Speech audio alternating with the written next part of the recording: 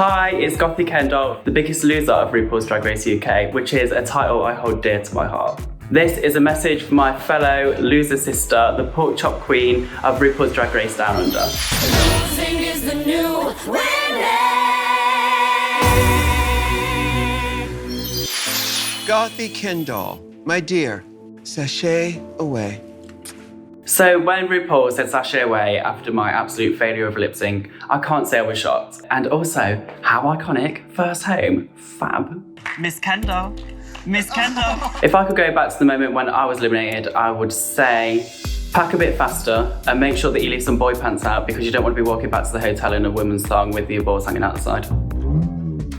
After walking in and meeting my competition, I thought, God, this is going to be tough. I think I spent about £300 getting ready for Drag Race. I was absolutely broke. So to be there with girls that had the best looks ever, I was actually very intimidated.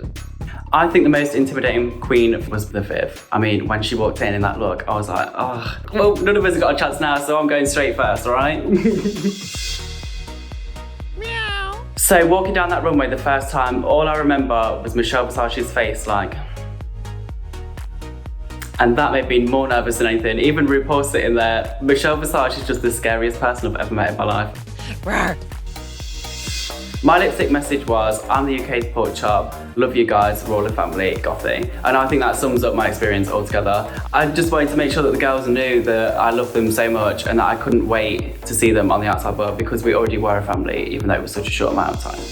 For me, being a cast member of RuPaul's Drag Race UK, not even just UK, but the whole family of it all, there's just so much gratification there, and it really does mean that what you're doing within your drag is coming across with a real point of view that a lot of other queens don't have. And it's an amazing family to be part of, and I couldn't be more honoured to be part of it. My dear, now the world knows what we already knew. JoJo's a hoe.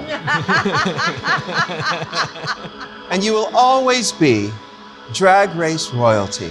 Now, sashay away. Just want to say thank you so much for this opportunity and to give me a chance to represent my culture in the best possible way I can. One thing that I wish I knew about being eliminated is it does not sum up your drag at all. If you just had a bad day. Like, if it could have been the next challenge, you would have won and then you could have got all the way to the end. So don't take it personally because you're still so fantastic. You've just had a bad day. We all have bad days. I'm having one today. But even getting on the first season is such a milestone in itself, and this is not the end of the journey. It's just where you're at in your career, and you're going to develop and you're going to get better and better, especially after something as mind-blowing as RuPaul's Drag Race. Anything is possible if you let your fab originality shine through. This is the start of the race, so don't slack, keep pushing it and keep going. And being first eliminated is iconic. You're never going to be forgotten. People think that you're a loser and you're going to prove them wrong no matter what, because what you do is so fab. And people empathise with the loser a little bit as well. No one's perfect. Everyone loves a loser. That's why I'm doing so well.